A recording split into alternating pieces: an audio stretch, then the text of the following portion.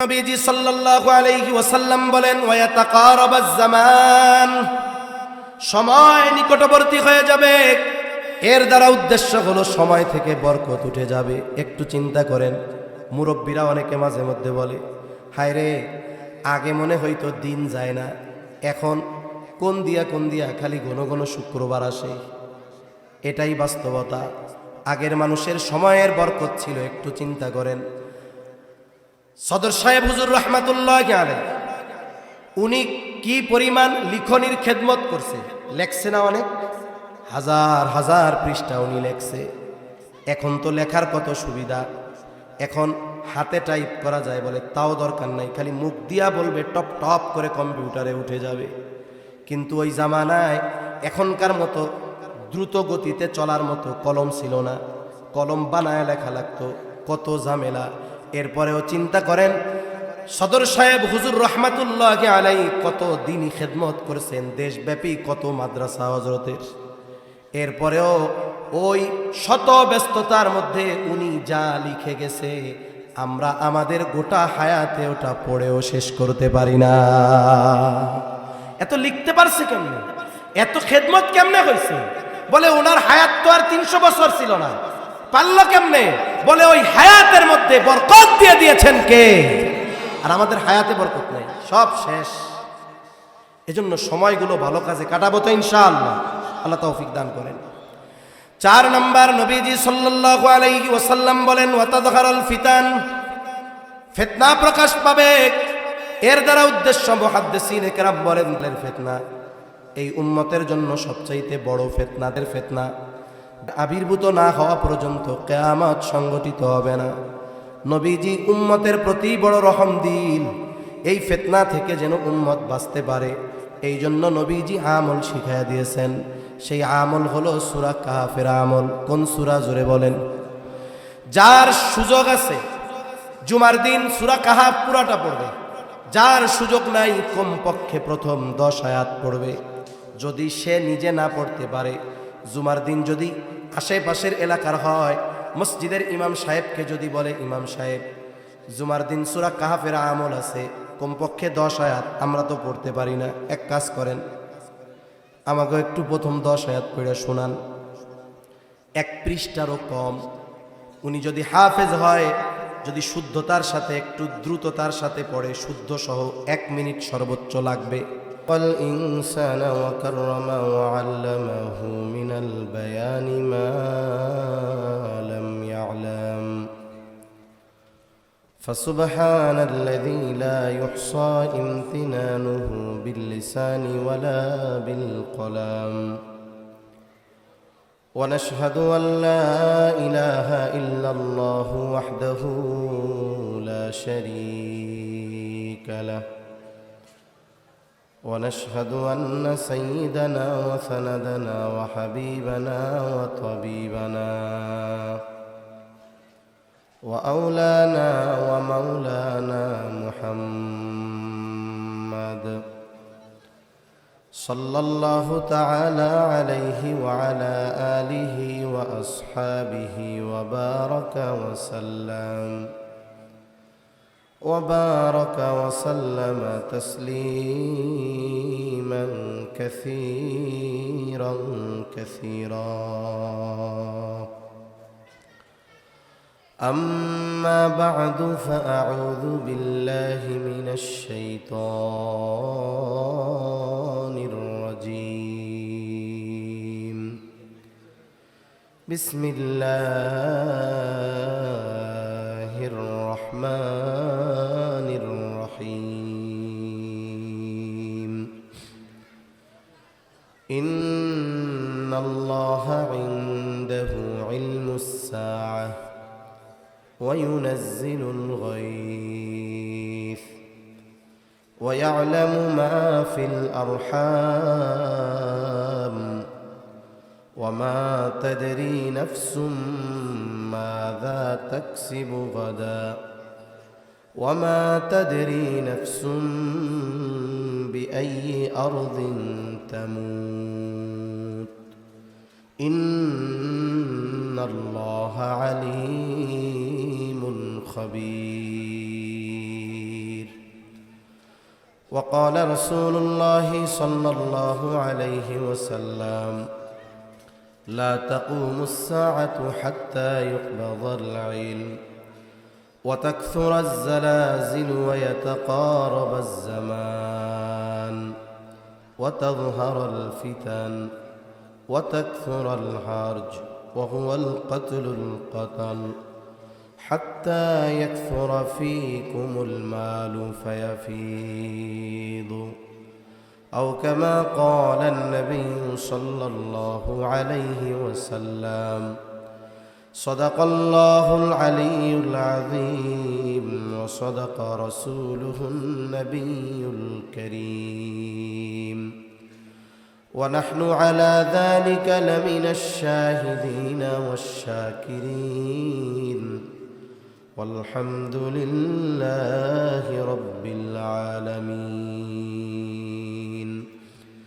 سبحانك لا علم لنا إلا ما علمتنا إنك أنت العليم الحكيم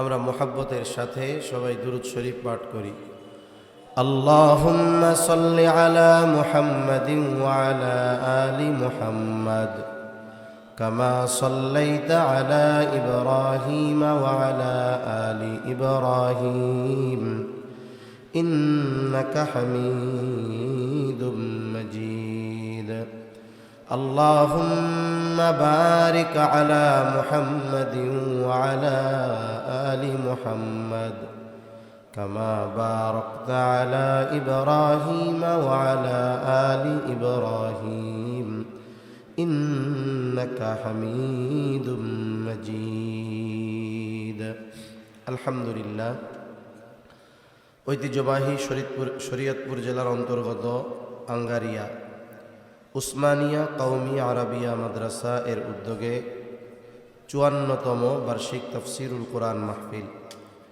2 দিনব্যাপী ৫৪তম বার্ষিক তাফসীরুল কোরআন মাহফিলের সমাপনী দিবসের অত্র অধিবেশনের সম্মানিত শ্রদ্ধেয় সভাপতি, আমন্ত্রিত উলামায়ে কেরাম, সামনে উপস্থিত মুরব্বিয়ানে কেরাম, সমবয়সী যুবক বন্ধু, স্নেহের ছোট ভাই, মাইকের আওয়াজ যত দূরে যায় নিজ নিজ স্থানে অবস্থানরতা সম্মানিতা শ্রদ্ধা মা ও বোন, আল্লাহ তাআলার দরবারে অগণিত শুকর যে মহান মালিক হায়াতে বরকত দিয়ে সুস্থ রেখে তার মহান হুকুম এশার নামাজের পর কিছু দিনই মুযাকারা করবার লক্ষ্যে শত ব্যস্ততাকে উপেক্ষা করে যে মহান মনিব আমাদেরকে এখানে একত্রিত হওয়ার তৌফিক দিয়েছেন, সে মহান মনিবকে খুশি করার জন্য মোহাব্বতের সাথে জবান খুলে অন্তর থেকে কালিমাতুশ শুকর পাঠ করি আলহামদুলিল্লাহ।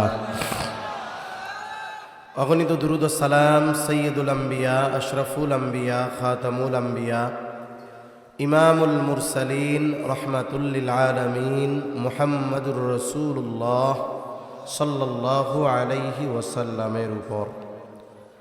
আমরা এখানে যারা এসেছি আমরা সবাই মুমিন, ঈমানদার।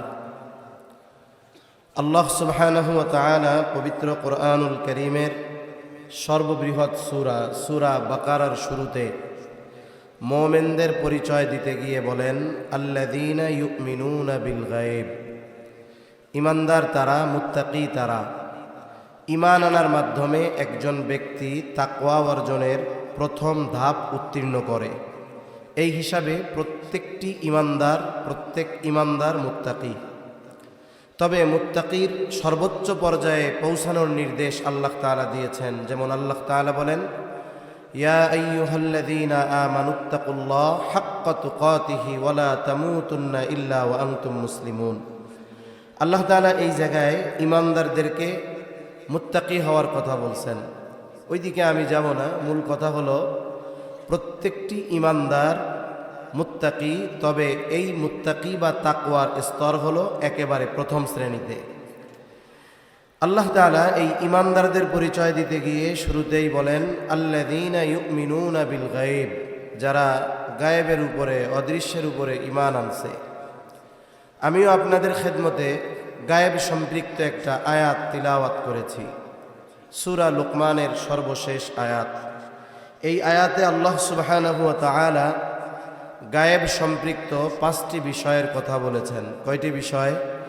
5টি বিষয়।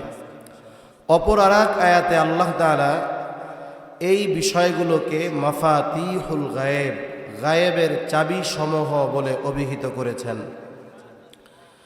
মুফাসসিরিনে কেরাম বলেন, এই পৃথিবীর যত গায়েব সম্পৃক্ত বিষয় আছে সবগুলো কোনো না কোনোভাবে এই 5টি বিষয়ের সাথে সম্পৃক্ত। এজন্য গায়েব সম্পৃক্ত এই 5টি বিষয়ের ব্যাপারে আমাদের সর্বোচ্চ ঈমান রাখা, বিশ্বাস রাখা, এটা অতীব অতীব জরুরি এক বিষয়।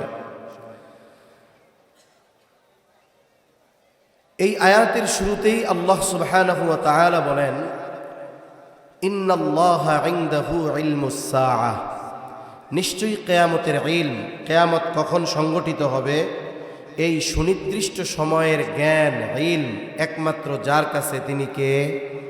আল্লাহ।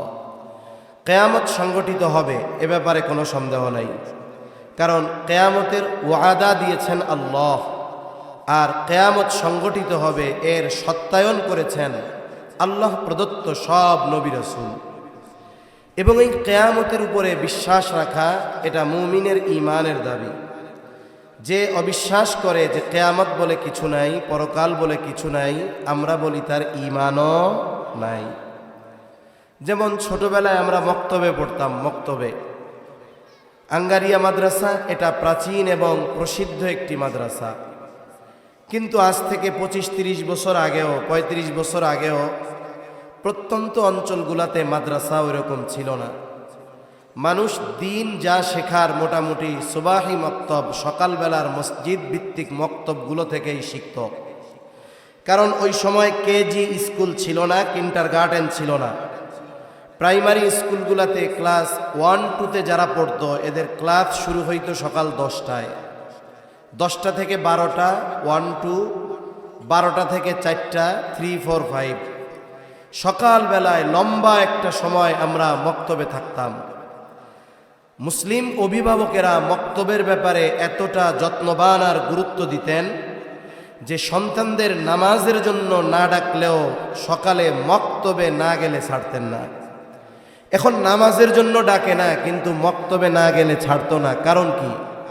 কারণ ওকে যে নামাজ পড়তে পাঠাবে মসজিদে, ও যে নামাজ পড়বে ওটা তো শিখতে হবে আগে মক্তবে গিয়ে।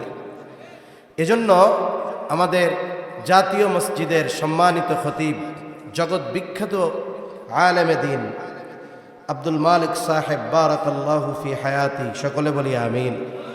হযরত বলেন এক মজলিসে যে আমারে জিজ্ঞাসা করা হয়েছে, ঈমান বড় না ইলম বড়? ঈমান বড় না ইলম বড়?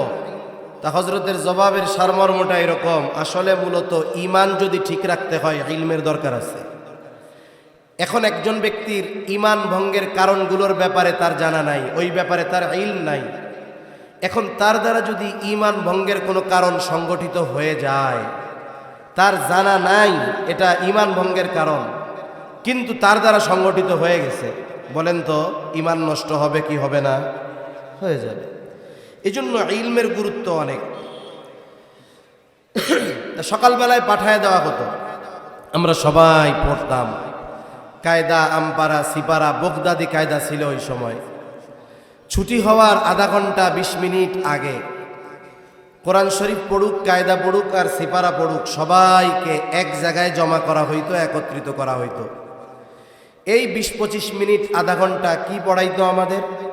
কালেমায়ে তৈয়বা, কালেমায়ে শাহাদাত, ইমানে মুজমাল, ইমানে মুফাসসাল, সাথে সাথে অজুর ফরজ, গোসলের ফরজ, অজু ভঙ্গের কারণ, এরপরে আত্তাহিয়াতু, দুরুদ শরীফ, দোয়ায়ে মাসুরা, সূরা ফাতিহা, সাথে কমপক্ষে আরও 4টা ছোট ছোট সূরা আমাদের পড়ানো হতো। বাথরুমে ঢোকা বের হওয়ার দোয়া, মসজিদে ঢোকা বের হওয়ার দোয়া, সালাম কালাম আদব, এই বিষয়গুলো একটা সময় মুসলমান সমাজের মানুষেরা মসজিদ থেকে শিখত। এখন মক্তব আছে, তবে আগের মতো মক্তব নাই, প্রাণবন্ত মক্তব খুব কম। তা এই কালিমাগুলোর মধ্যে একটা কালিমা আমরা পড়তাম, ইমানে মুফাসসাল। এটা হলো ইমানের ভিত্তি সমূহ এই কালিমার মধ্যে আছে। আমরা ছোটবেলায় খুব মিছিলের সাথে সাথে আনন্দের সাথে সাথে পড়তাম, আমানতু বিল্লাহি ওয়া মালাইকাতিহি ওয়া কুতুবিহি ওয়া রুসুলিহি ওয়াল ইয়াউমিল আখিরি ওয়াল কদরি খাইরিহি ওয়া শাররিহি মিনাল্লাহি তাআলা ওয়াল বা'সি বা'দাল মাউত। আমরা পড়তাম আমানতু বিল্লাহ, আমি ঈমান এনেছি আল্লাহর উপর, ওয়া মালাইকাতিহি, ঈমান এনেছি তার ফেরেশতাগণের উপর। 3 নাম্বার ওয়া কুতুবিহি, ঈমান এনেছি তার নাজিলকৃত কিতাবসমূহের উপর। 4 নাম্বার ওয়া রুসুলিহি, ঈমান এনেছি রাসূলগণের উপর। 5 নাম্বার ওয়াল ইয়াউমিল আখিরি, ঈমান এনেছি আখিরাত পরকালের উপর। 6 নাম্বার ওয়াল কদরি খাইরিহি ওয়া শাররিহি মিনাল্লাহি তাআলা, ঈমান এনেছি তাকদীরের ভালো মন্দ আল্লাহর তরফ থেকেই হয়। 7 নাম্বার ওয়াল বা'সি বা'দাল মাউত, ঈমান এনেছি মৃত্যুর উপরে পুনরায় জীবিত হওয়ার উপর। কয়টা কালিমা আছে? 7টা বাক্য আছে। অথচ নবীজি সাল্লাল্লাহু আলাইহি ওয়াসাল্লাম হাদিসের মধ্যে বলেন ঈমানের ভিত্তি হলো 6টা। তবে এই কালিমার ভিতরে আমরা বিষয়ে জানলাম 7টা, যদিও মনে হয় 7টা, কিন্তু বাস্তবে আছে 6টা। মরণের পরে আবার জীবিত হব, বলেন তো এটা ইহকালে না পরকালে, দুনিয়ায় না আখেরাতে? তাহলে 5 নম্বরে আমরা বলেছি আমি ঈমান এনেছি আখেরাতের উপর। তার মানে মৃত্যুর পরে পুনরায় জীবিত হওয়া এটা আখেরাতের অন্যতম একটি অংশ। কেউ যদি আখেরাতের উপরে ঈমান আনে তাহলে মৃত্যুর পরে পুনরায় জীবিত হওয়ার উপরে ঈমান আনাই লাগে, ঠিক কিনা বলেন? এই হিসাবে এই 2টা মিলে 1টা, বাকি 5টা, সর্বমোট ঈমানের ভিত্তি হলো কয়টা? 6টা। তাহলে 5 নম্বর ওয়াল ইয়াউমিল আখিরি, আখিরাতের উপরে ঈমান আনলাম। আখিরাত কখন শুরু হবে? বলে আখিরাত শুরু হওয়ার সময় প্রত্যেকটা ব্যক্তির নিজের সাথে সম্পৃক্ত। এখন যদি আমি মারা যাই আমার আখিরাত শুরু হয়ে যাবে, যে এখন মারা যাবে তার আখিরাত শুরু হয়ে যাবে। বলে এই মৃত্যুর পর থেকে নিয়ে একেবারে শেষ পর্যন্ত যত কিছু আছে সব কিছুর উপরে আমি ঈমান আনলাম। আর এই সব কিছুর মধ্যে অন্যতম গুরুত্বপূর্ণ বিষয় হলো কিয়ামত। কিয়ামত সংগঠিত হবে, কোনো সন্দেহ নাই, কারণ কিয়ামত সংগঠিত হবে এর ওয়াদা দিয়েছেন আল্লাহ। রাসূলগণ এই ওয়াদার সত্যায়ন করেছে। কিয়ামত সংগঠিত হবেই, তবে কখন সংগঠিত হবে? এই সংগঠিত হওয়ার সুনির্দিষ্ট সময় দুনিয়ার কেউ জানে না, একমাত্র যিনি জানেন তিনি কে? কেন জানেন? কারণ তিনি আলিমুল গায়েব, আল্লাহই আলিমুল গায়েব। দুনিয়ায় আর কেউ আলিমুল গায়েব আছে? নাই। আমাদের কিছু ভাই আছে তারা বলে আল্লাহ যেমন আলিমুল গায়েব নবীও আলিমুল গায়েব। নাউজুবিল্লাহ বলেন। নবীজি আলিমুল গায়েব না। নবীজি আলিমুল গায়েব না হওয়ার কারণে নবীজির সম্মান কমে যাবে না। আমাদের কিছু ভাই নবীকে মোহাব্বত দেখাতে গিয়ে যদিও নবীর সুন্নাত মানবে না, কিন্তু মৌখিক মোহাব্বত অনেক। আমার এই ভাইরা বলে আমরা যারা বলি নবী আলিমুল গায়েব নয়, আমাদের বলে নবীর দুশ্মন, বকা দেয়, বিভিন্ন মন্দ কথা বলে। কিন্তু একের পর এক অনেক প্রমাণ দেওয়া যাবে। স্বয়ং নবীজির কথা নবীজি বলেন আমি আলিমুল গায়েব না। নবীজি আলিমুল গায়েব। ফেরেশতা হোক আর নবী রাসূল হোক, কেউ আলিমুল গায়েব। প্রসিদ্ধ একটা হাদিস আছে, হাদিসটাকে বলা হয় হাদিসে জিবরিল। আর এক নাম হলো উম্মুস সুন্নাহ। হাদিসে জিবরিল বলা হয় কারণ হলো জিবরাইল আলাইহিস সালাম সাহাবায়ে কেরামের উপস্থিতিতে মানবাকৃতিতে নবীজির সাথে সাক্ষাৎ করছেন, নবীজিকে কিছু প্রশ্ন করছেন। আর এই প্রশ্নগুলোর মধ্যে মূলত উদ্দেশ্য সাহাবা একরামকে দ্বীনের মৌলিক বিষয়গুলো শিক্ষা দেওয়া। জিবরাইল আলাইহিস সালাম আসছেন, লম্বা হাদিস হযরত ওমর রাদিয়াল্লাহু তাআলা আনহু থেকে বর্ণিত। জিবরাইল আলাইহিস সালামকে ওহীর বাহক রূহুল আমিন নবীজির কাছে আসছেন। সাহাবা একরাম চিনতে পারেন নাই, নবীর সাল্লাল্লাহু আলাইহি ওয়াসাল্লামের হাঁটুর সাথে হাঁটু লাগায়া বসছেন। এবার প্রশ্ন করা শুরু করছেন। এক নম্বরে প্রশ্ন করতেছেন, আখবিরনি আনিল ইসলাম, আপনি আমাকে ইসলামের ব্যাপারে খবর দেন, ইসলাম কি জিনিস আমারে বলেন। আমরা সবাই জানি, বলেন তো ইসলামের ভিত্তি কয়টা? আরো জোরে কয়টা? নবীজি ওই 5টার কথা বললেন। জিবরাইল আলাইহিস সালাম সত্যায়ন করলেন, হ্যাঁ ঠিক বলছেন। 2 নম্বর প্রশ্ন, আখবিরনি আনিল ঈমান, আমাকে ঈমানের ব্যাপারে খবর দেন, ঈমান কি জিনিস আমারে বলেন। নবীজি এবার ওই 6টা বিষয় বললেন। কোন 6টা? ঈমানে মুফাসসালে যেই 6টা বিষয় আমরা শিখছি, মুখস্থ আছে তো আমাদের সবার? আছে। এরপরে নবীজি সাল্লাল্লাহু আলাইহি ওয়াসাল্লামকে প্রশ্ন করা হলো, আখবিরনি আনিল ইহসান, ইহসান কি জিনিস, ইহসানের ব্যাপারে আমারে বলেন, খবর দেন। নবীজি সাল্লাল্লাহু আলাইহি ওয়াসাল্লাম জবাব দিলেন, আন তা'বুদাল্লাহা কাআন্নাকা তারাহু ফাইন লাম তাকুন তারাহু ফাইন্নাহু ইয়ারাকা, যে তুমি এমন ভাবে ইবাদত করবা তুমি কেমন যেন আল্লাহকে দেখতেছো। যদি এমনটা না হয়, আল্লাহ তাআলা যে আমাকে আপনাকে দেখেন, এ ব্যাপারে কোনো সন্দেহ আছে নাকি? এ বিশ্বাস তো থাকতেই হবে যে আমার রব আমাকে দেখতেছে, এ ব্যাপারে কোনো সন্দেহ নাই। এরপরে নবীজি সাল্লাল্লাহু আলাইহি ওয়াসাল্লামকে প্রশ্ন করা হলো, আখবিরনি আনিস সাআহ, আমাকে কিয়ামতের ব্যাপারে খবর দেন, কিয়ামত কখন সংঘটিত হবে।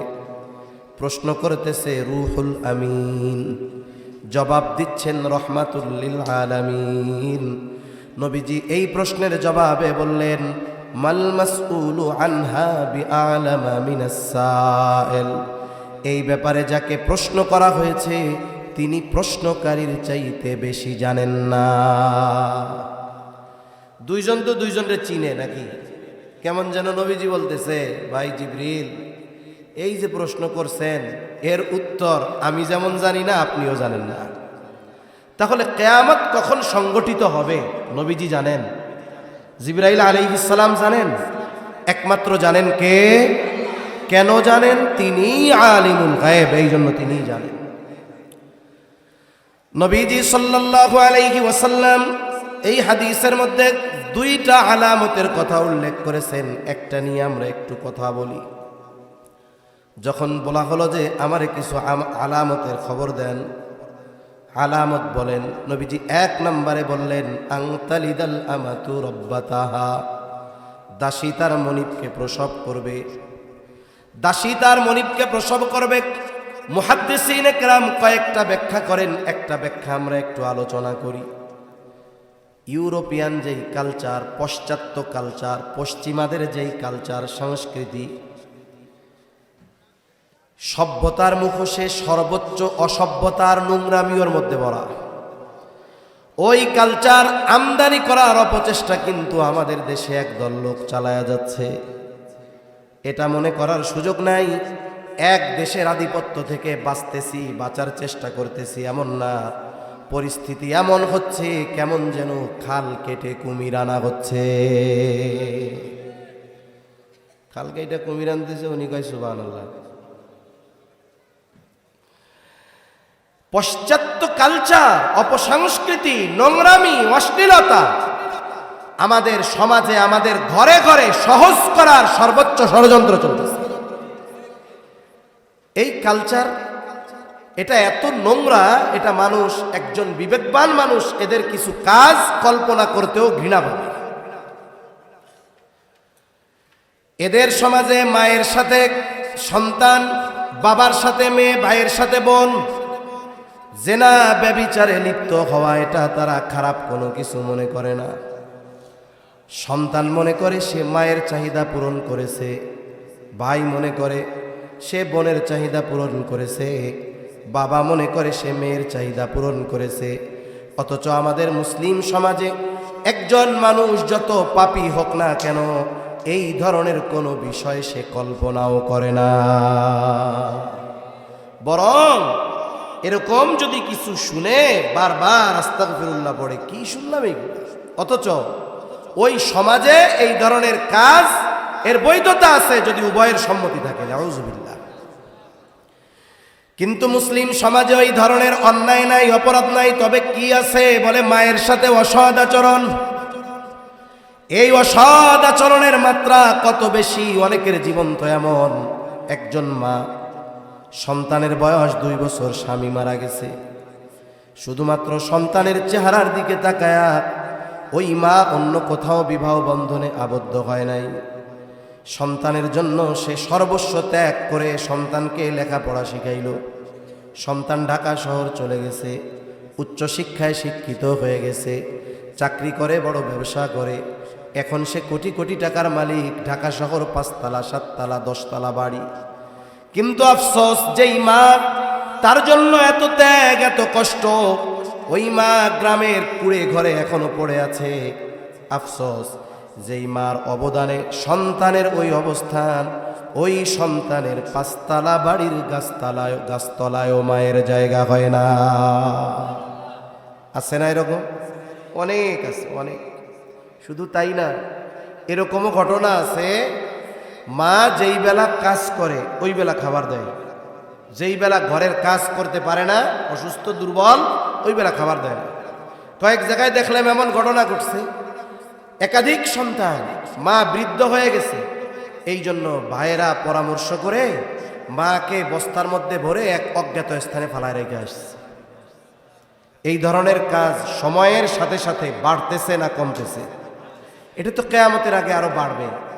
তবে আমাদের সচেতন হতে হবে এই ধরনের কাজ যেন আমাদের মাধ্যমে না হয়। কারণ মা বাবা দুনিয়ার মধ্যে সবচাইতে বড় এক নিয়ামত। তাহলে বলার উদ্দেশ্য ছিল যে এইটা হাদিসের অংশটা, কিয়ামত কখন সংগঠিত হবে এর সুনির্দিষ্ট সময় জিবরাইল আলাইহিস সালামও জানে না, নবীজিও জানেন না। তবে নবীজি সাল্লাল্লাহু আলাইহি ওয়াসাল্লাম কিয়ামতের আলামত জানায় দিয়েছেন। আলামত সম্পৃক্ত একটা হাদিস আমি আপনাদের খেদমতে পাঠ করেছি। নবীজি সাল্লাল্লাহু আলাইহি ওয়াসাল্লাম বলেন, 6টি বিষয়ের কথা নবীজি এই হাদিসের মধ্যে বলেছেন। নবীজি সাল্লাল্লাহু আলাইহি ওয়াসাল্লাম জানিয়ে দেন, এই 6টা বিষয় যতক্ষণ সংগঠিত না হবে ততক্ষণ পর্যন্ত কিয়ামত সংগঠিত হবে না। কয়টা বিষয়? 6টা বিষয়।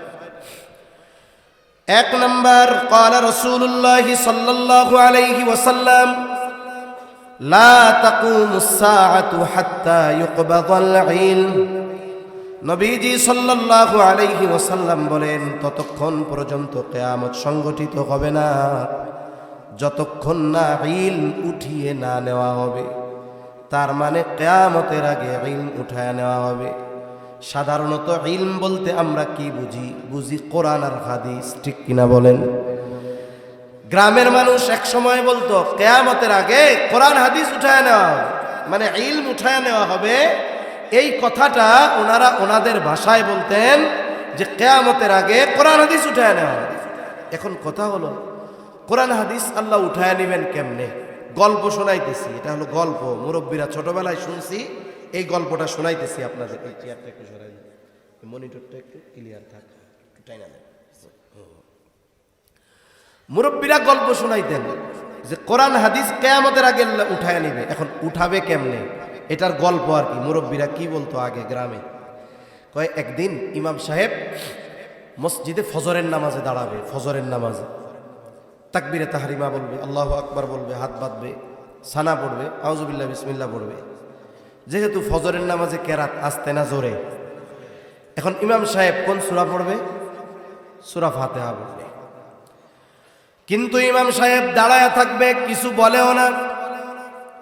আর ইমাম সাহেব চিন্তা করতেছে আমি তো সূরা ফাতিহা মনে করতে পারতেছি না, পিছন থেকেও দেখি কিছু কয় না। কারণ ইমাম সাহেব যদি কেরাত ভুলে যায় পেছন থেকে মুক্তাদি মনে করায় দেয়। বিশেষ করে রোজার মাসে যখন আমরা তারাবি পড়ি, হাফেজ সাহেব এক টানে সূরা ফাতিহা শেষ, এখন পরের পৃষ্ঠা শুরু করবে, কিন্তু হঠাৎ করে ব্রেক, বলতে পারে না। পেছন থেকে আরেকজন হাফেজ সাহেব পৃষ্ঠার শুরু স্মরণ করায় দেয়। এখন উনি সূরা ফাতিহা বলতে পারে না, পেছন থেকেও কেউ বলতে পারে না। তার মানে উনিও সূরা ফাতিহা ভুলে গেছে, মুসল্লিরাও ভুলে গেছে। ইমাম সাহেব নামাজ ছেড়ে দিবে, এটা গল্প বলতেছি, গল্প।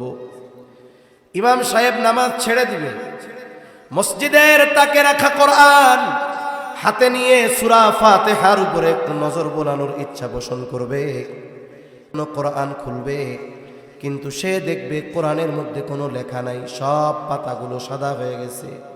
তার মানে মুরব্বীরা বলতো যে এক রাত্রে গোটা পৃথিবীর কোরআন হাদিস যত আছে সব লেখা উঠা যাবে, পাতাগুলো সাদা হয়ে যাবে। এইভাবে ইলম আল্লাহ উঠায় নেবে, এটা হলো ওনরা বলতো আর কি। তবে ইলম আল্লাহ কিভাবে উঠায় নেবে?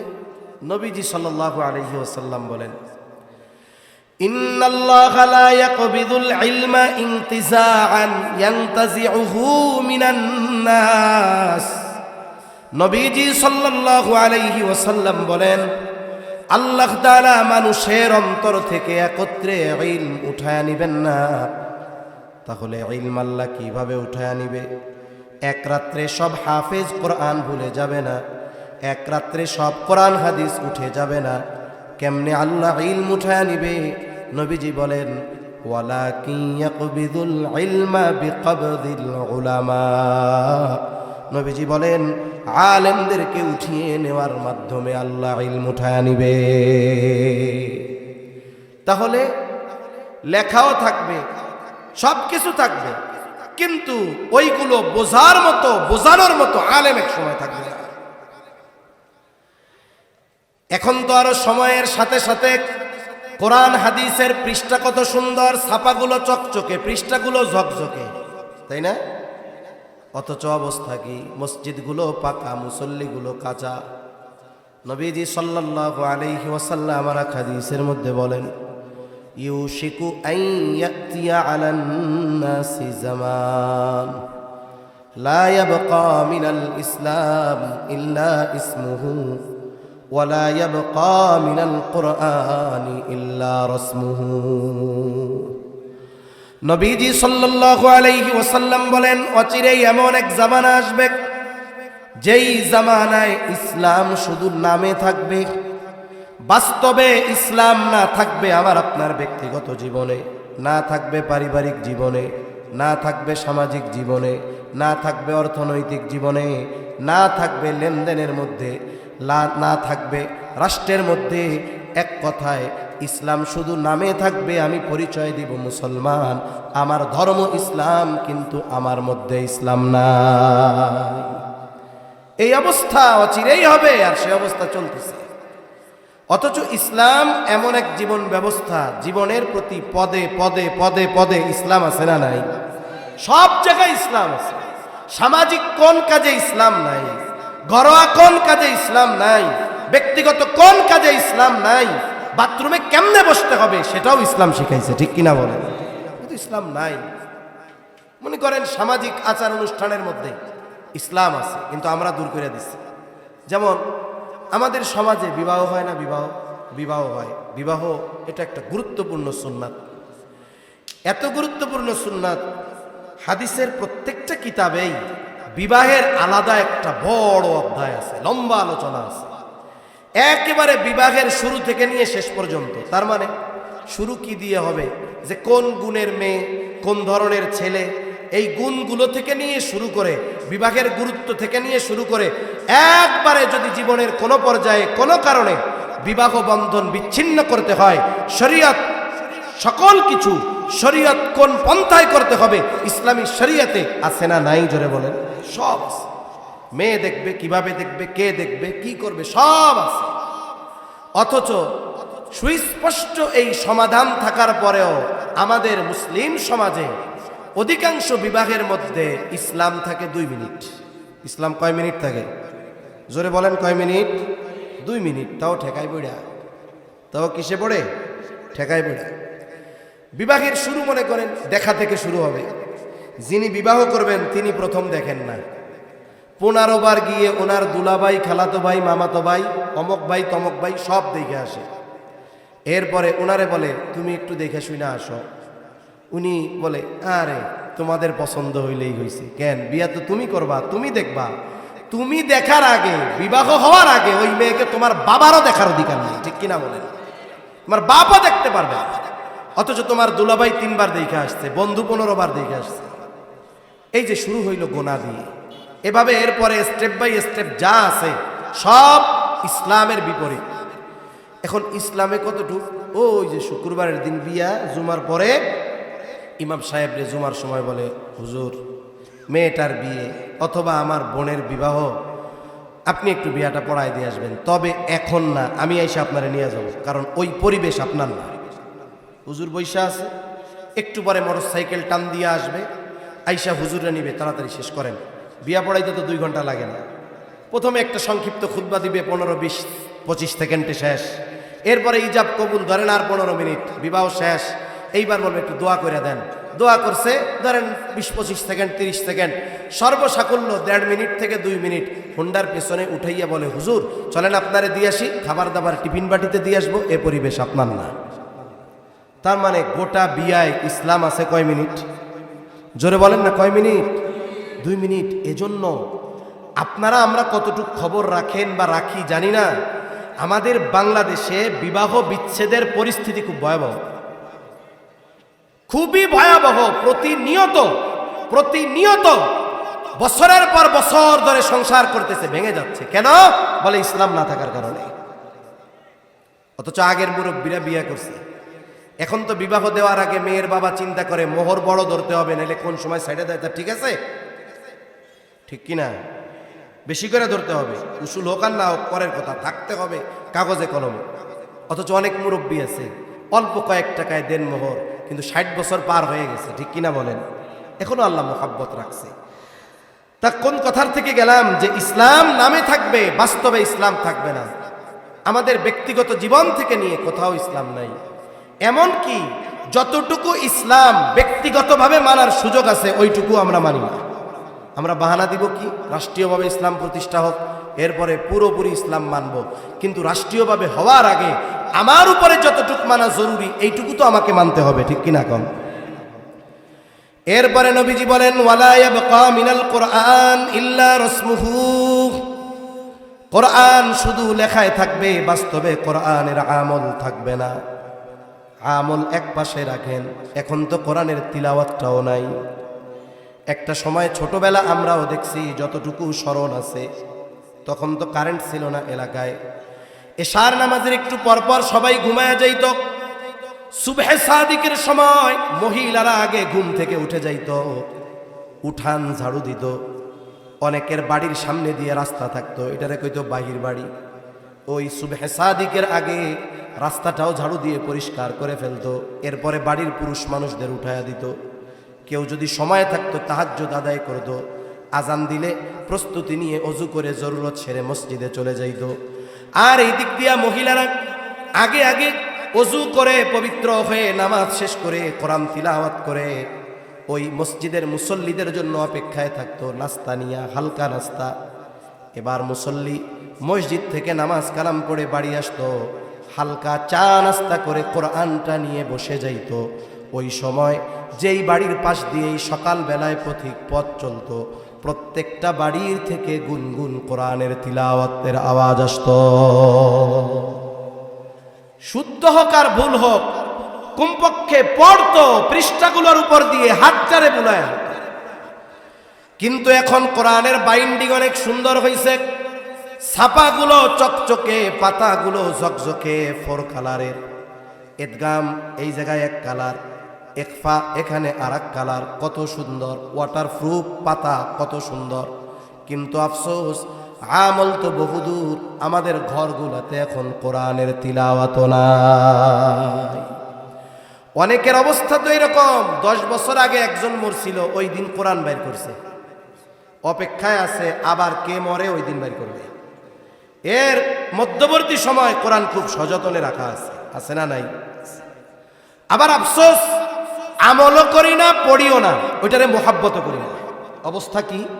বিভিন্ন জায়গায় সফরের সুবাদে অনেক মসজিদে নামাজ পড়ার সুযোগ হয়। মসজিদের ভিতরে ঢুকলাম, কত সুন্দর মসজিদ, টাইলস করা। প্রত্যন্ত অঞ্চলে এমনও মসজিদ আছে, মসজিদগুলো টাইলস করা, নিচে মার্বেল, এসিও লাগানো আছে, কত সুন্দর ব্যবস্থাপনা। কিন্তু আফসোস, মসজিদের তাকে কোরআনগুলো ওর উপরে টিকটিকি আর তেলা পোকা পায়খানা করে রাখছে, পরিষ্কার করার সুযোগ হয় না। আমল তিলাওয়াত বহুদূর, একটু কোরআনকে সম্মান করবে, ভালোবেসে একটা গ্লাভ দিয়ে মুড়ায় রাখবে, এটাও রাখে না। এই কোরআন তো আমাদের সম্মানকে সমুন্নত করবে, আর এই কোরআনকে যদি আমরা সম্মান না করতে পারি, কোরআনের হক যদি আদায় না করতে পারি, তাহলে এই কোরআনের কারণে আমাদেরকে অপমানিত হতে হবে। কোরআন হলো এমন এক কিতাব, এটা যেমন সম্মানিত করে, ওরকম লাঞ্ছিত অপমানিত করতে পারে। তাহলে বলতেছিলাম যে আল্লাহ তাআলা কিয়ামতের আগে ইলম উঠায় নিবে। কেমনে নিবে? এক রাত্রে কোরআন হাদিস আল্লাহ উঠায় নিবেন না, বরং আলেমদেরকে উঠায় নেওয়ার মাধ্যমে আল্লাহ ইলম উঠায় নিবে। সমকালীন কাছাকাছি সময় আমাদের যেই মুরব্বীরা দুনিয়া থেকে চলে গেছেন, আকাবিরেরা চলে গেছেন, শাইখুল ইসলাম আল্লামা শাহ আহমদ শফি রহমাতুল্লাহি আলাইহি, এই মাদ্রাসার অন্যতম মুরব্বী, সকলের সেরে তাজ আল্লামা নূর হুসাইন কাসেমি রহমাতুল্লাহি আলাইহি, আল্লামা জুনাইদ বাবু নগরী রহমাতুল্লাহি আলাইহি, মুফতি আব্দুস সালাম চাটগামী রহমাতুল্লাহি আলাইহি, কাছাকাছি সময়ের যারা, বলেন তো, যে চলে গেছে তার পদ ঠিকই পূর্ণ হয়েছে, কিন্তু তার মতো ইলমের শূন্যতা পূর্ণ হয়েছে নাকি? এটা হয় নাই, এটা হবে না। ধারাবাহিকতার সাথে সাথে কমতে থাকবে। সময়ের সাথে সাথে বুঝমান আলিমদেরকে আল্লাহ উঠায় নিবেন। একটা সময় কি হবে? ওই রকম কোরআন হাদিসের গভীর পাণ্ডিত্য অর্জন করে নেওয়ালা ব্যক্তিরা থাকবে না, মুত্তাকি আলেমরা থাকবে না। তখন জাহেলরা তাদেরকে সমাজের মানুষ ধর্মীয় নেতা হিসাবে গ্রহণ করবে। এরপরে কি হবে? ফতোয়া জিজ্ঞাসা করবে, ও ফতোয়া দিবে, ও ফতোয়া গ্রহণ করে আমল করবে। এই উভয়টাই গুমরাহ হবে। এজন্য আমাদের কি দরকার? প্রথমত দরকার, আমি আপনি মানি আর না মানি, জেনারেল মানুষ মানুক আর না মানুক, অনুধাবন করুক আর না করুক, কিয়ামত আমাদের থেকে দূরে থাকার অন্যতম কারণ আমাদের এই মুরব্বী উলামায়ে কেরাম। ওনারা আছেন, ওনাদের কারণে আল্লাহ তাআলা কিয়ামতকে ত্বরান্বিত করে রাখছেন। এখন ওনারা আসতেছেন কোন জায়গা থেকে? বলে এই মাদ্রাসাগুলা থেকে। এজন্য এই মাদ্রাসা উলামায়ে কেরাম আমাদের কল্যাণকামী। মাদ্রাসা থাকবে, দারস তাদরিস থাকবে, এখান থেকে আলেম হবে, আলেম দুনিয়ায় থাকবে, আল্লাহ তাআলা কিয়ামতকে আমাদের থেকে দূরে রাখবে। এজন্য আমরা মাদ্রাসা উলামায়ে কেরাম এই বিষয়গুলোর ব্যাপারে সর্বোচ্চ কদর করব। আর যেই সমস্ত মুরব্বীরা বেঁচে আছেন, ওনাদের জন্য আল্লাহ তাআলার কাছে নেক হায়াত কামনা করব। কারণ ওনাদের অবস্থান যত দীর্ঘ সময় হবে, আমাদের থেকে কিয়ামত তত দূরে থাকবে। তাহলে নবীজি এক নম্বর বলেন, লা তাকুমুস সাআতু হাত্তা ইউকবাদাল ইলম। কিয়ামত ততক্ষণ পর্যন্ত সংগঠিত হবে না যতক্ষণ না ইলম উঠিয়ে না নেওয়া হবে। দুই নম্বর, নবীজি সাল্লাল্লাহু আলাইহি ওয়াসাল্লাম বলেন, ওয়া তাকসুরাজ জালাজিলু। কিয়ামতের আগে জালজালা বেড়ে যাবে, অতিরিক্ত জালজালা হবে, ভূমিকম্প হবে, ভূমিধস হবে। বিজ্ঞান বলে, বিজ্ঞানীরা বলে, পৃথিবীতে প্রতিনিয়ত ভূমিকম্প হয়, সব সময় হয়। তবে ভূমিকম্পের মাত্রা কম থাকার কারণে এটা আমরা অনুধাবন করি না। আমরা অনুধাবন করতে পারি কখন? বলে ভূমিকম্পের মাত্রা যখন একটু বাড়ে। এই পৃথিবীতে 2, 2.5, 3 মাত্রার ভূমিকম্প সব সময় হয়। তবে 7, 8 এই ধরনের বড় মাত্রার ভূমিকম্প 5 সেকেন্ড 6 সেকেন্ড হয়। অনেক সময় বলে না, ভূমিকম্পের মাত্রা কত ছিল? বলে রিক্টার স্কেল ছিল 7.5। বলে ভূমিকম্পের মেয়াদকাল কত ছিল? বলে 7 সেকেন্ড ছিল। এই 7 সেকেন্ডের নড়াচড়ায় কি হয়? এই যে কিছুদিন আগে তুরস্কে ভূমিকম্প হয়েছে, কয়েক বছর আগে, উঁচু উঁচু বিল্ডিংগুলো তছনছ হয়ে পড়ে গেছে। আফগানিস্তানে হয়েছে, হাজার হাজার মানুষ মারা গেছে। কিছুদিন আগে থাইল্যান্ড আর মায়ানমার সীমান্তে হয়েছে, বড় বড় অত্যাধুনিক বিল্ডিংগুলো এরকম বাতাসের মতো নড়ছে, এগুলো কিয়ামতের আগে আরো বাড়বে। বিজ্ঞানীরা বলে আমরা পৃথিবীর উপরিভাগে বসবাস করি, আমরা যে উপরিভাগে বসবাস করি এগুলো বিভিন্ন খণ্ডে বিখণ্ডে বিভক্ত, এগুলোর এক একটাকে বলা হয় এক একটা প্লেট, টেকটনিক প্লেট বলে। এগুলো নড়াচড়া করে, নড়াচড়া সব সময় করে। যখন বেশি হয় তখন ওই যে ভূমিকম্পের মাধ্যমে মানুষের ক্ষতি হয়, জানমালের ক্ষতি হয়। আর যখন স্বাভাবিক কম নড়ে, সব সময় নড়ে, কিন্তু এর দ্বারা ক্ষতি হয় না, মানুষ অনুধাবন করতে পারে না। কিন্তু সময়ের সাথে সাথে ভূমিকম্প বাড়বে, আরো বেশি হবে।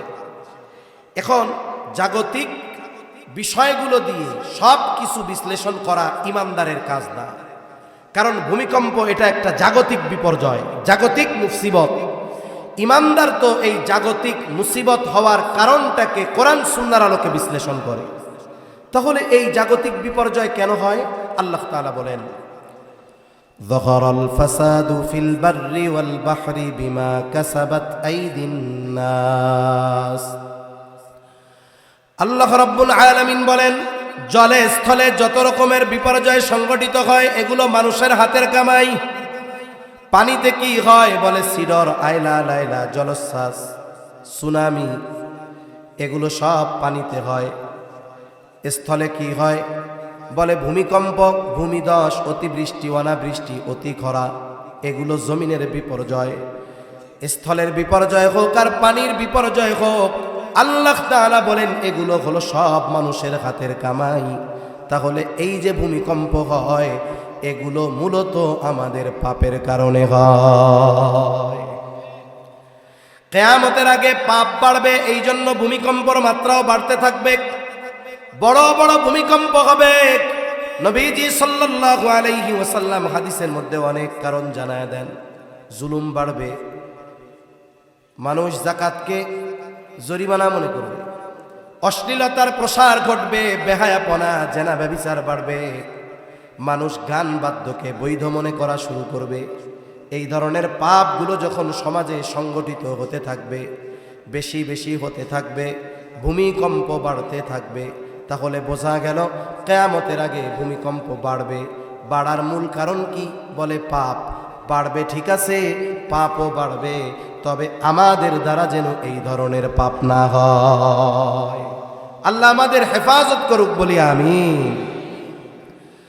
3 নাম্বার, নবীজি সাল্লাল্লাহু আলাইহি ওয়াসাল্লাম বলেন, ওয়ায়াতাকারাবাজ জামান, কিয়ামতের আগে সময় নিকটবর্তী হয়ে যাবে। মুহাদ্দিসিনে কেরাম বলেন উদ্দেশ্য হলো সময় বরকত শূন্য হয়ে যাবে। কারণ আজ থেকে 100 বছর আগেও 12 বছরে এক যুগ হইত, এখনো 12 বছরে এক যুগ। তবে আখিরুজ জামানে অবস্থা এমন হবে কেমন যেন এক জুমা থেকে আর এক জুমা তাড়াতাড়ি চলে আসবে। এক যুগকে মনে হবে 1 বছরের মতো, বছরকে মনে হবে মাসের মতো, মাসকে মনে হবে সপ্তাহের মতো, সপ্তাহকে মনে হবে দিনের মতো, দিনকে মনে হবে ঘন্টার মতো, ঘন্টাকে মনে হবে মিনিটের মতো, মিনিটকে মনে হবে আগুনের স্ফুলিঙ্গ তথা সেকেন্ডের মতো। মূল কথা হলো সময় থেকে আল্লাহ বরকত উঠায় নিয়ে যাবে। এই পৃথিবীর অন্যতম একজন মুহাক্কিক আলেমে দ্বীন জাস্টিস মুফতি তকি উসমানী দামাত বারকাতুহুমুল আলিয়া হযরত সময়ের মূল্যায়ন নিয়ে একটি বয়ান করতে গিয়ে বলেন, প্রত্যেকটা ব্যক্তি সময়কে ব্যবহারের মাধ্যমে সময়কে প্রলম্বিত করতে পারে, আবার সময়ের অপব্যবহারের মাধ্যমে সময়কে সে বরকত শূন্য করে ফেলে। তাহলে সময়ের ব্যবহারের মাধ্যমে সময় প্রলম্বিত হয়, বলে এটা কেমনে সম্ভব? একটা দুইটা উদাহরণ দিলে আশা করি বুঝতে সহজ হবে। ভালো কাজে সময় লম্বা হয়, এটা হলো মূল কথা। ভালো কাজে সময় কি হয়? লম্বা হয়, লম্বা হয়। এটা মানুষের মনের সাথেও সম্পৃক্ত বিষয়। এগুলো মনে করেন এক এলাকায় এক ইমাম 10 বছর ধরে আছে, মুসল্লি কমিটি ইমামের বেতন বাড়াইতে পারুক আর না পারুক, কিন্তু মোটামুটি ইমামের ব্যক্তিগত বিষয়ের উপরে পিএইচডি করে ফেলে, তাই না? যে ইমাম সাহেবের ফজরের নামাজে কয় মিনিট লাগে, জোহরে কয় মিনিট, আসরে কয় মিনিট, মাগরিবে কয় মিনিট, তাই না? কয় প্লেট খায়, সব মুখস্থ হয়ে যায়। বেতন টেতন না বাড়ুক, অসুবিধা নেই, এগুলো পিএইচডি করে ফেলে। আবার এখনকার আর এক ঝামেলা হলো, প্রত্যেক মসজিদের সামনে একবারে মুসল্লিদের সামনের দিকে কোনো কোনো মসজিদে 3, 4, 5টা ঘড়িও থাকে। এটা আর এক ফ্যাসাদ। ফ্যাসাদ কেন বলেন তো? নামাজের একটা সময় দেওয়া আছে, ঠিক আছে, আছে, ইমাম সাহেবও আছে। আমাদের দেশের মানুষ যেই ঘড়ির কাঁটাটা কাছাকাছি যায়, ইমাম সাহেব দাঁড়ানোর আগে মুসল্লি দাঁড়ানো সারা দাঁড়ায় কি দাঁড়ায় না? জুমার দিন দেখেন না কি অবস্থা। আমাদের দেশে সাধারণত ফানি খুতবা, দ্বিতীয় খুতবা আমরা হাকিমুল উম্মাত আশরাফ আলী থানবিত খুতবাতুল আহকাম থেকে আমরা পড়ি। আমাদের মুসল্লিরা খুতবার প্রথম খুতবার শুরু থেকে একটা শব্দ না বুঝলেও ফাযকুরুনি আযকুরুকুম সবাই বুঝে। যেই খতিব সাহেব বলে ফাযকুরুনি আযকুরুকুম, ওনাকে আর অশকুরুলি ওয়ালা তাকফুরুন পর্যন্ত পৌঁছাইতে দেয় না, এর আগে মুসল্লি সব দাঁড়ায় যায়। ভুল বললাম নাকি? পরিস্থিতি মোটামুটি সব জায়গায় এরকম। এই যে দাঁড়ায় কেন? ইমাম সাহেবের তো জরুরত থাকতে পারে, 5টা 30 মিনিটে নামাজ, ওনার 27 মিনিটে প্রস্রাব পায়খানা আসতে পারে কি পারে না?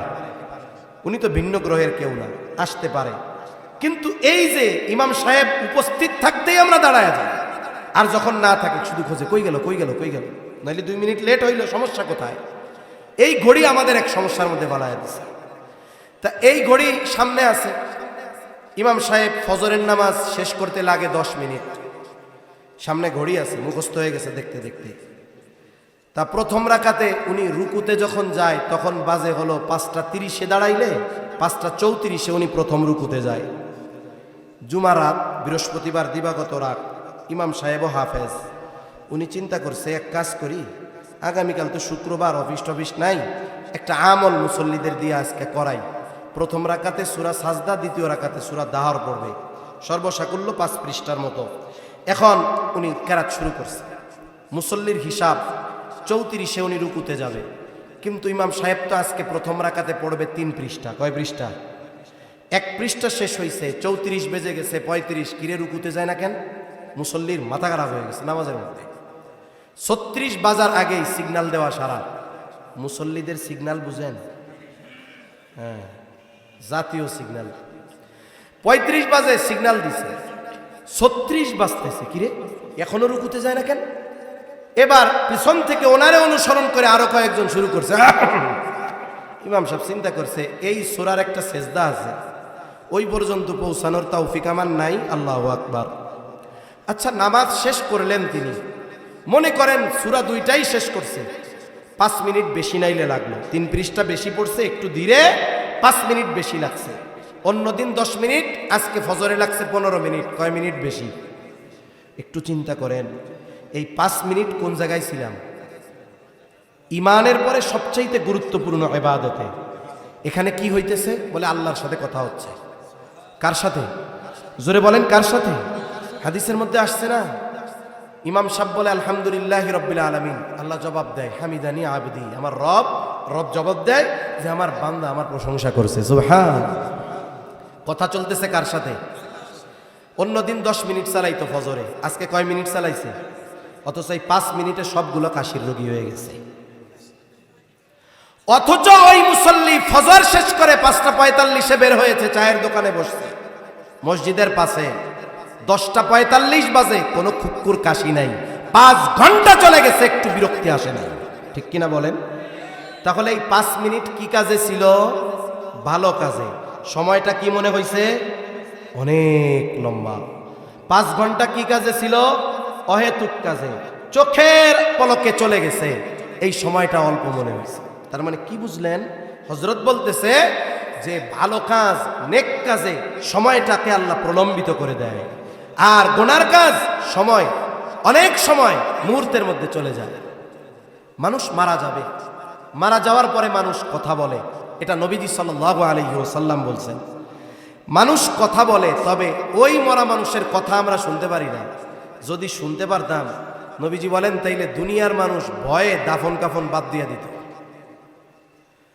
মরা মানুষ কথা বলে, আমরা না শুনলেও শোনে কে? একটু আওয়াজ দিয়া কন। আল্লাহ তাআলা শোনে। বলে দুনিয়াতে যেই মানুষগুলো সময়কে অপচয় করে, গুনার কাজে ব্যয় করে, পাপের কাজে ব্যয় করে, ভালো কাজ করে নাই, চায়ের দোকানে বসে সময় কাটায়, মোবাইল, ফেসবুক, ইন্টারনেটে সময় কাটায় দেয়, খেলাধুলার মধ্যে সময় কাটায় দেয়, এই ধরনের মানুষ যারা, তারা মারা যাওয়ার পর দুনিয়ার এই সময়গুলোর জন্য তারা আফসোস করবে। আফসোস করে আল্লাহর কাছে একটা ফরিয়াদ করবে, ফরিয়াদ করে বলবে, ফায়াকুলা রব্বি লাউলা আখরতানি ইলা আজালিন করিব ফাআসসাদ্দাক ওয়া আকুম মিনাস সালিহিন। যেই মানুষগুলোকে আল্লাহ দুনিয়ায় সম্পদ দিয়েছিল, যেই মানুষগুলোকে আল্লাহ তাআলা সময় দিয়েছিল, বলে আল্লাহ প্রদত্ত ওই রিজিক থেকে তারা দান সাদকা করে নাই, ভালো কাজে ব্যয় করে নাই। সময় ছিল কোরআন তিলাওয়াতের, সময় ছিল মসজিদে বসার, সময় ছিল দাওয়াত ও তাবলীগের মেহনতে যাওয়ার, সময় ছিল উলামা হযরতদের মজলিসে বসার, দ্বীনি মাহফিলগুলোতে বসার, বসে নাই। ওই মানুষগুলো আফসোসের সাথে বলবে, ও রব, যদি আমাকে সামান্য সময়ের জন্য একটু অবকাশ দেওয়া হতো, তার মানে আবার যদি একটু কিছু সময়ের জন্য হায়াত দিয়া দুনিয়ায় পাঠাইতেন, ও রব, আমি আমার সম্পদ থেকে সদকা করতাম, ওয়া আকুম মিনাস সালিহিন, আমি ওই সময়গুলোতে সৎকর্ম করতাম, নেক কর্ম করতাম, এত বেশি ভালো কাজ করতাম যে আমি সৎ কর্মশীলদের অন্তর্ভুক্ত হয়ে যাইতাম।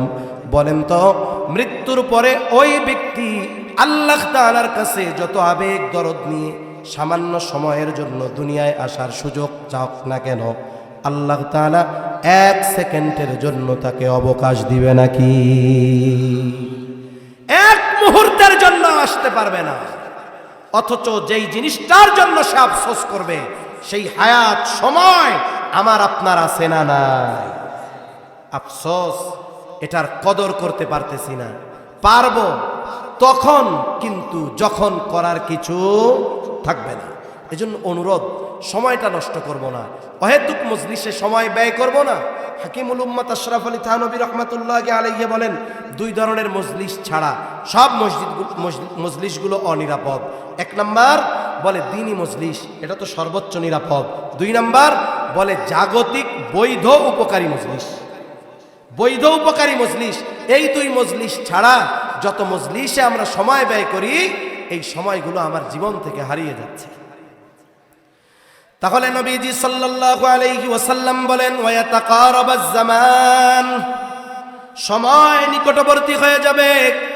এর দ্বারা উদ্দেশ্য হলো সময় থেকে বরকত উঠে যাবে। একটু চিন্তা করেন, মুরব্বীরা অনেকে মাঝে মধ্যে বলে, হায় রে, আগে মনে হইতো দিন যায় না, এখন কোন দিয়া খালি ঘন ঘন শুক্রবার আসে। এটাই বাস্তবতা। আগের মানুষের সময়ের বরকত ছিল। একটু চিন্তা করেন, সদর সাহেব হুজুর রহমাতুল্লাহি আলাইহি, উনি কি পরিমাণ লিখনির খেদমত করছে, লেখছে না? অনেক হাজার হাজার পৃষ্ঠা উনি লেখছে। এখন তো লেখার কত সুবিধা, এখন হাতে টাইপ করা যায়, বলে তাও দরকার নাই, খালি মুখ দিয়া বলবে, টপ টপ করে কম্পিউটারে উঠে যাবে। কিন্তু ওই জামানায় এখনকার মতো দ্রুত গতিতে চলার মতো কলম ছিল না, কলম বানায় লেখা লাগতো, কত ঝামেলা। এরপরেও চিন্তা করেন, সদর সাহেব হুজুর রহমাতুল্লাহি আলাইহি কত দিনই খেদমত করেছেন, দেশব্যাপী কত মাদ্রাসা হযরতের। এরপরেও ওই শত ব্যস্ততার মধ্যে উনি যা লিখে গেছে, আমরা আমাদের গোটা হায়াতে ওটা পড়েও শেষ করতে পারি না। এত লিখতে পারছে কেমনে? এত খেদমত কেমনে হয়েছে? বলে ওনার হায়াত তো আর 300 বছর ছিল না, পারলো কেমনে? বলে ওই হায়াতের মধ্যে বরকত দিয়ে দিয়েছেন কে? আর আমাদের হায়াতে বরকত নেই, সব শেষ। এজন্য সময়গুলো ভালো কাজে কাটাবো তো ইনশাআল্লাহ। আল্লাহ তৌফিক দান করেন। 4 নাম্বার, নবীজি সাল্লাল্লাহু আলাইহি ওয়াসাল্লাম বলেন, ওয়াতাযহারাল ফিতান, ফিতনা প্রকাশ পাবে। এর দ্বারা উদ্দেশ্য মুহাদ্দিসিনে কেরাম বলেন, দাজ্জালের ফিতনা। এই উম্মতের জন্য সবচাইতে বড় ফিতনা দাজ্জালের ফিতনা। দাজ্জালের আবির্ভূত না হওয়া পর্যন্ত কিয়ামত সংগঠিত হবে না।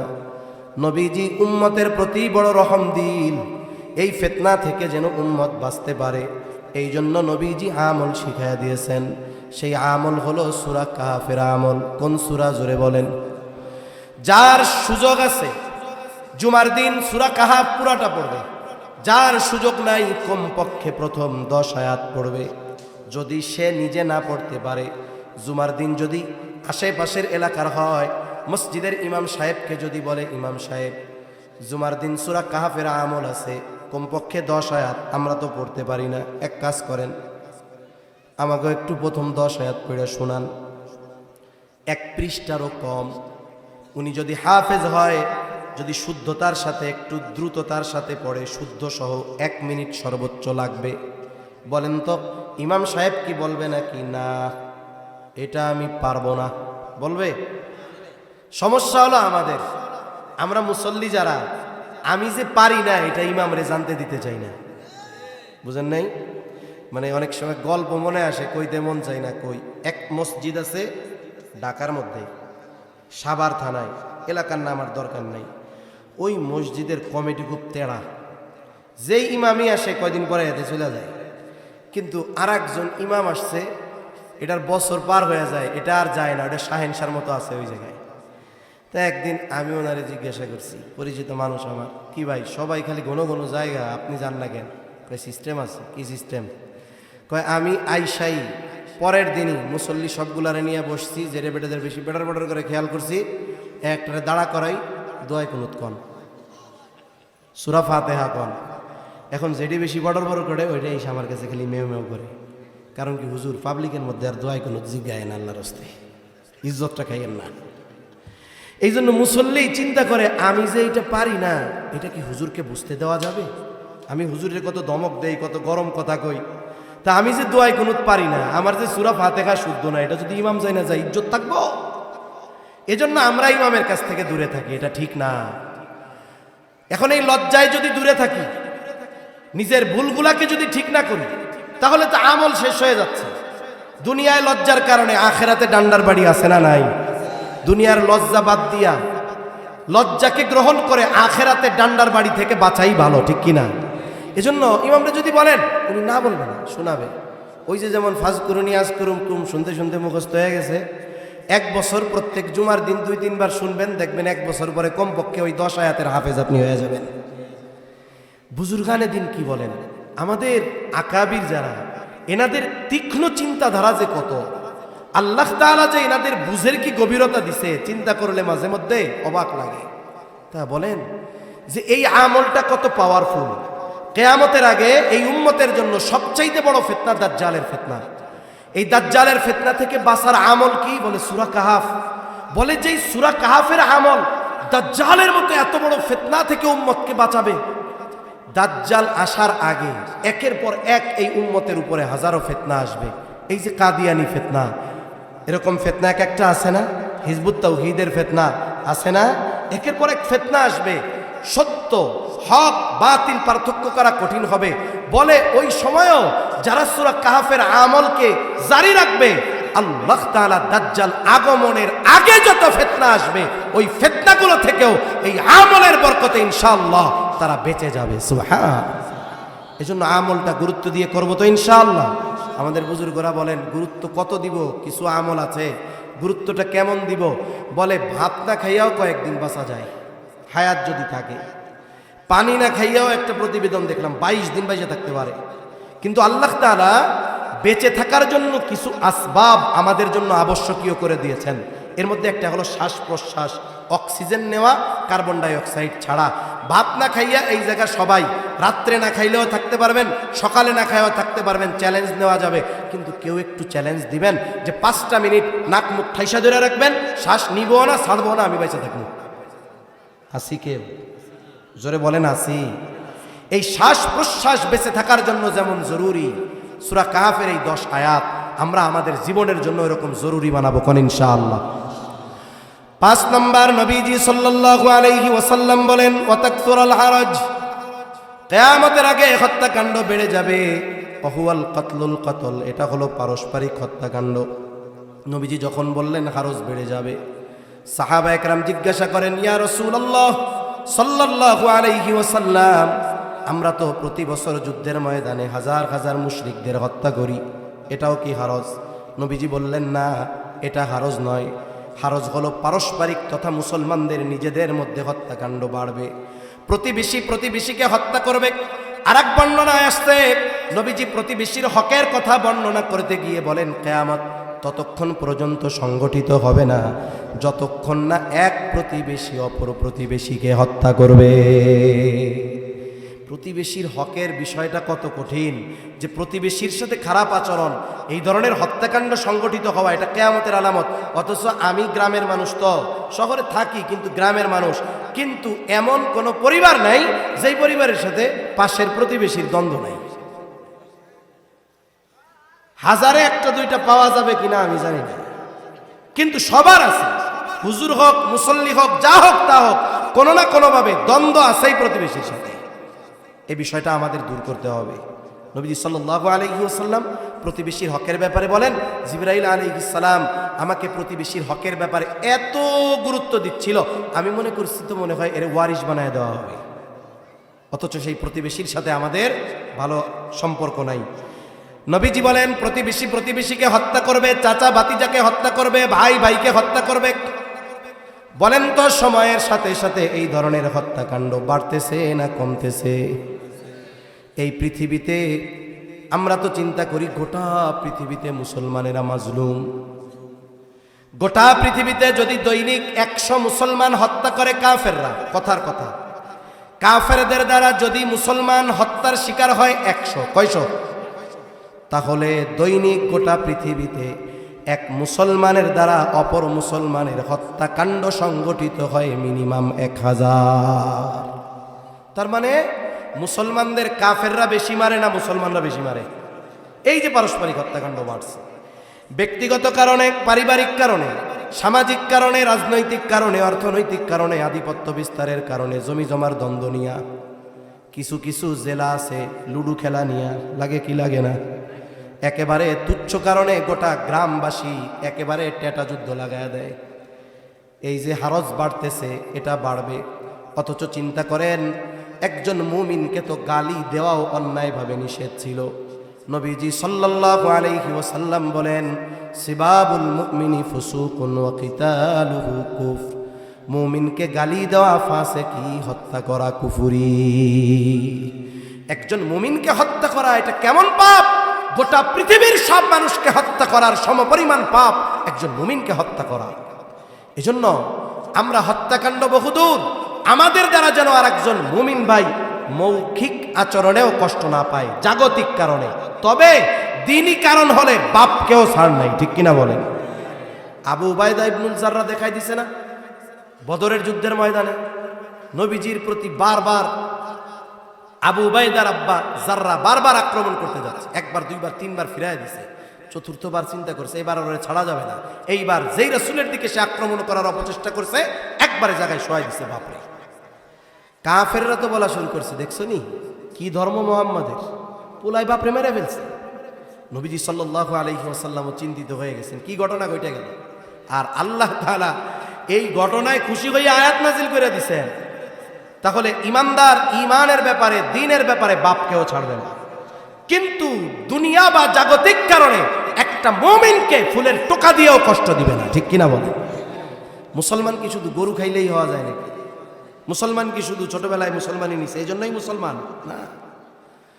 রাসূলুল্লাহ সাল্লাল্লাহু আলাইহি ওয়াসাল্লাম বলেন, আল মুসলিমু মান সালিমাল মুসলিমুনা মিন লিসানিহি ওয়া ইয়াদিহি।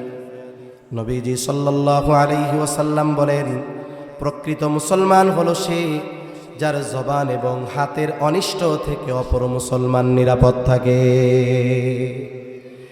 এখন আমি আমার মুসলমান ভাইকে বকা দেই জাগতিক কারণে, আমি মুসলমান ভাইয়ের গীবত করি, আমি মুসলমান ভাইয়ের ব্যাপারে অপবাদ দেই, আমি মুসলমান ভাইকে বকা দেই, বলে আমি অনেক ইবাদত করতে পারি, তাহাজ্জুদ গুজার হতে পারি, বড় আবেদ হতে পারি, কিন্তু আমি প্রকৃত মুসলমান হতে পারি নাই।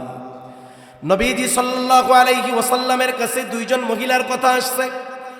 একজনের ব্যাপারে বলা হলো, ইয়া রাসূলুল্লাহি সাল্লাল্লাহু আলাইহি ওয়াসাল্লাম, এই মহিলা এমন কোনো আমল নাই সে করে না, যেগুলো জরুরি সেগুলো তো করে, আওয়াবিন এশরাক চাষ কোনো কিছু সে ছাড়ে না, সকাল সন্ধ্যার কোনো আমল ছাড়ে না, সাথে সাথে আইয়াম বীজের রোজা, সোম বৃহস্পতিবারের রোজা, এক কথায় কোনো আমল সে ছাড়ে না। কিন্তু সমস্যা একটা, তার প্রতিবেশীর সাথে একটু খারাপ আচরণ করে। আরেকজন মহিলা বলে যা না করলে নয় তার বেশি করে না, ফরজ ওয়াজিব সুন্নাতে মুআক্কাদা এর বাইরে আর সে নাই। তবে এই মহিলা তার প্রতিবেশীর সাথে ভালো আচরণ করে। এই দুইজনের মধ্যে কে উত্তম? ওই যে আবেদা, যে বেশি বেশি ইবাদত করে, নবীজি তার কথা বলেন নাই, বরং নবীজি বললেন যেই মহিলা তার প্রতিবেশীর সাথে ভালো আচরণ করে ওই মহিলাই হলো উত্তম মহিলা। তাহলে প্রকৃত মুসলমান হওয়ার জন্য ইবাদত যতটুকু জরুরি ওটা তো লাগবেই, এরপরে লাগবে আখলাক। এরপরে কি লাগবে? আখলাক। আমাদের চরিত্র পরিশুদ্ধ করা দরকার, উত্তম আচরণকারী হওয়া দরকার, ভালো ব্যবহার করা দরকার। মানুষের সাথে ভালো ব্যবহার, উত্তম আখলাক, এটা মিজানে সবচাইতে ওজন হবে। নবীজিকে জিজ্ঞাসা করা হচ্ছে, মিজানে তো ওজন দেওয়া হবে আমাদের আমলগুলো, সবচাইতে ওজন হবে কোন আমল? নবীজি সাল্লাল্লাহু আলাইহি ওয়াসাল্লাম নামাজের কথা বলেন নাই, রোজা হজ যাকাতের কথা বলেন নাই। নবীজি সাল্লাল্লাহু আলাইহি ওয়াসাল্লাম বলেন মিজানে সবচাইতে ওজন হবে উত্তম চরিত্র। 6 নম্বর, নবীজি সাল্লাল্লাহু আলাইহি ওয়াসাল্লাম বলেন হাত্তা ইয়াকসুরা ফীকুমুল মালু ফায়াফিদু, মানুষের সম্পদ এত বাড়বে যে সম্পদ উপচায়া পড়বে। মুহাদ্দিসিনে কেরাম বলেন এটা হবে ঈসা আলাইহিস সালামের সময়, উনি যখন দাজ্জালকে হত্যা করবে। রাসূলুল্লাহ সাল্লাল্লাহু আলাইহি ওয়াসাল্লামের এই দিন প্রসারের কাজে উনি নিয়োজিত হবেন, গোটা পৃথিবীতে তিনি পৌঁছায়া দিবেন, দিন পৃথিবীর আনাচে কানাচে পৌঁছায়া যাবে। এমন অবস্থা হবে গোটা পৃথিবীর কোনো জায়গায়ও একজন বেঈমান থাকবে না। সারা পৃথিবীতে সবাই ইমানদার, তাও পাক্কা, ভেতরে কোনো নেফাকি থাকবে না, একেবারে পাক্কা মুমিন, মুত্তাকি মুমিন। আর আল্লাহ তাআলার ওয়াদা, যদি ইমানদার আর মুত্তাকি হয় তাহলে কি হবে? আল্লাহ বলেন ওয়ালাউ আন্না আহলাল কুরা আমানু ওয়াত্তাকাউ লাফাতাহনা আলাইহিম বারাকাতিম মিনাস সামাই ওয়াল আরদ। আল্লাহ তাআলা বলেন যদি ওই জনপদের অধিবাসীরা ঈমান আনে আর মুত্তাকি হয়ে যায়, লাফাতাহনা আলাইহিম বারাকাতিম মিনাস সামাই ওয়াল আরদ, আল্লাহ বলেন অবশ্যই আমি তাদের জন্য আসমান এবং জমিনের বরকতের দরজা সমূহ খুলে দিব। এত পরিমাণ বরকত হবে, মানুষ এত সম্পদের মালিক হবে, মানুষের মন চাইবে যে হায়রে যদি একটু সাদকা করতে পারতাম, হায়রে যদি একটু দান করতে পারতাম। কিন্তু আফসোস, মানুষ এত সমৃদ্ধশালী হবে যে দান সাদকা নেওয়ার মতো একটা মানুষও খুঁজে পাওয়া যাবে না। নবীজি বলেন এই 6টা বিষয় সংগঠিত না হওয়া পর্যন্ত কিয়ামত সংগঠিত হবে না। আচ্ছা আসুক, চলে আসতে বলেন, তাইলে আমি শেষ করে দিই। তাহলে গায়েব সম্পৃক্ত 5টা বিষয়ের কথা নবীজি আল্লাহ তাআলা সূরা লুকমানের শেষ আয়াতে বলছেন। কয়টা বিষয়? 1 নাম্বার, ইন্নাল্লাহা ইনদাহু ইলমুস সাআহ, কিয়ামত সংগঠিত হবে তো সুনিশ্চিত, তবে সময়ের ইলম কখন হবে এই ইলম একমাত্র কার কাছে? জোরে জোরে কার কাছে? 2 নাম্বার, আল্লাহ তাআলা বলেন ওয়ায়ুনাজ্জিলুল গায়থ, তিনি বৃষ্টি নামান। মেঘ হলেই বৃষ্টি হয় না। অনেক সময় আমরা দেখি ভর দুপুর গোটা আকাশ মেঘাচ্ছন্ন, মানুষ মনে করতেছে এমন ঢল নামবে আজকে বাড়ির উঠানে গিরা পানি। দ্রুততার সাথে ধান টান সব উঠানো সারা। ছোটবেলায় আমি ওই ধান হইতো কিছু, একটু মেঘ দেখলেই যারা ছিল বাড়ির তাড়াতাড়ি ধান উঠাইতো, যেই উঠাইছে এই আবার রোদ উঠছে, বৃষ্টি হয় নাই। কারণ আমি ওই সময় কইতাম আল্লাহ একটু যা দিত, তোমাকে ওই ব্যস্ততা দেখে আর দেয় নাই, আল্লাহ চাইছে ধান ভিজাইবো, কারণ তোমরা উঠাই ফেলছো, কাজ হবে না। ছোটবেলা কইতাম। তা দেখেন মেঘ হলেই বৃষ্টি হয় না, আমরা মনে করছি সব শেষ হয়ে যাবে, কিন্তু 10 মিনিট পরে আবার পরিষ্কার। আবার মাঝে মধ্যে এমন হয় কোনো মেঘ নাই, একেবারে ঝরঝরে রোদ, চকচকা রোদ, আধা ঘন্টা বৃষ্টি নামছে, এমন বৃষ্টি শুকনা জায়গায় হাঁটু পানি। হয় কি হয় না? এজন্য মেঘ হলেই বৃষ্টি হয় না, বরং বৃষ্টি যিনি দেন তিনি কে? এরপরে আল্লাহ তাআলা বলেন ওয়ায়ালামু মা ফিল আরহাম, মাতৃ রেখে মেয়ে, মাতৃগর্ভে ছেলে না মেয়ে দুনিয়ার কেউ জানে না, যিনি জানেন তিনি কে। এখন এক মুরব্বী কইয়া বসবে, কি কইল এই হুজুর?